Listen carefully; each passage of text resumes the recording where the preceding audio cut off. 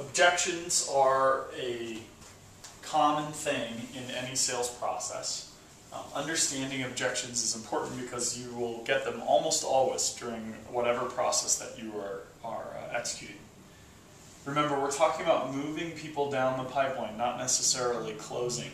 A victory is each individual move down your sales pipeline. So keep your objections in mind in lieu of that measurement of victory. It's not like you have to close every sale during every conversation. So what is an objection? An objection is a customer telling you why he or she can't buy. They'll say something like it's too expensive is an objection. These are very common. You're going to get them through almost any sales process. And the goal with objections is to overcome them or to respond to them. Sometimes you may never completely answer an objection and you'll get a sale anyway, but often you're going to want to give them a reason why maybe they should look at the situation a little differently. Or you're going to want to drill down and find out more, which we'll get into in a second. So overcoming objections is more of an art than it is a science. There are lots of methodologies that you can go learn about on the internet to overcome objections. Some of them are good, some of them are very aggressive and sort of cheap. It really comes down to your own personal style. But one thing you should always be doing is making a list of objections that you hear over the course of selling with responses, because you're going to start hearing the same objections come up over and over and over again from customers. And if you have very good responses to those objections, you're going to use them almost from memory. So that's an important thing to do, is keep a list. Also, objections, if you're smart, they will shape your collateral and your ROI documentation, meaning that the stuff that you put out to customers will reflect the fact that you've already heard objections and you have answers to those objections in your sales collateral. Also in your ROI, if people think it's too expensive, you're going to be talking a lot about value for the dollar, so they no longer think it's relatively expensive. So these are types of objections. It's too expensive, it doesn't do what I want it to do, it's going to be too hard to install, I've never heard of this brand before, there's no way that my wife would let me do this, I don't know what this is, or I don't know enough about this. Those are sort of common objections that you're going to hear. So let's look at some of those objections and talk about how to deal with them and how to overcome them. So first of all, there's a list of things that you shouldn't do that will kill you in the process of overcoming objections. Number one is never say you're wrong or argue with the customer. Nobody likes to be told they're wrong. Don't say things like you're stupid, or you don't understand, or that's not what I said, or you didn't listen to me. Those are all argumentative responses that will simply make a customer upset. So even if they didn't listen to you, or if they are wrong, you don't ever say that.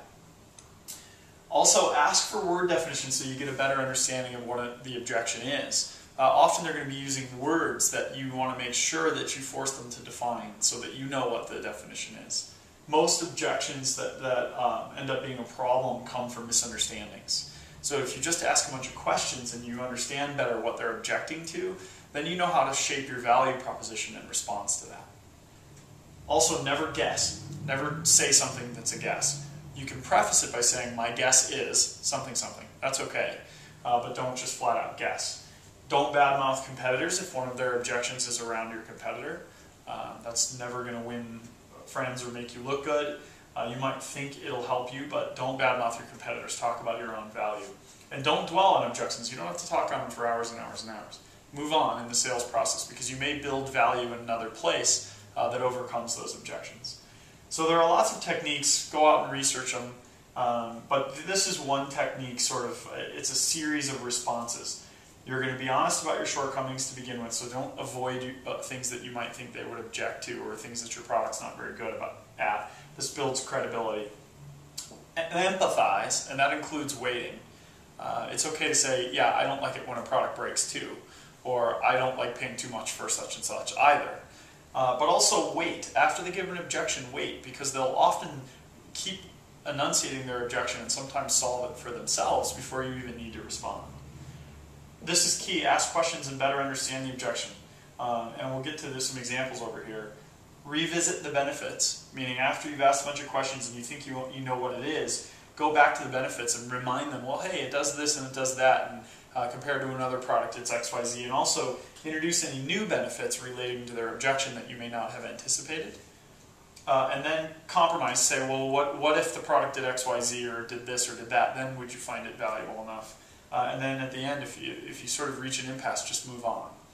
So that's a very common way to deal with objections. So let's look at some examples. Our current software is excellent. We don't really see a reason to buy new software. Well, what does excellent mean? How do you know that they wouldn't like your software? How are they judging excellent? The questions I would be asking is, well, how do you judge your current software? What is excellent? And what are those variables? And then right away I know whether I can make a case that my software does something better than their current software does. This is too expensive is another one. Same thing. Well, what does expensive mean? Do you mean the price you're paying for it in relation to the value you get from it? Well, maybe your product has a whole different value proposition and therefore would rationalize a higher price. This is going to take too much time to install. Well, what do you do when you install a product? How long does it take? Maybe I can help you install it. My people can do that for you. I can deliver it installed. There's a bunch of ways to get around a problem like that. So you guys get the idea that the customer is going to use an objection to buying your product. They're going to give you a reason why you can't buy it. And you're not going to do these things, and you're going to go through a process of asking questions, empathizing, talking about your benefits, and trying to work around that objection. This is a tough thing to do. It's an art, not a science, but I cheat by making a list with very good responses, and then I sort of remember those responses. So objections are a hard thing to overcome, but read up on techniques for overcoming them and find one that works for you.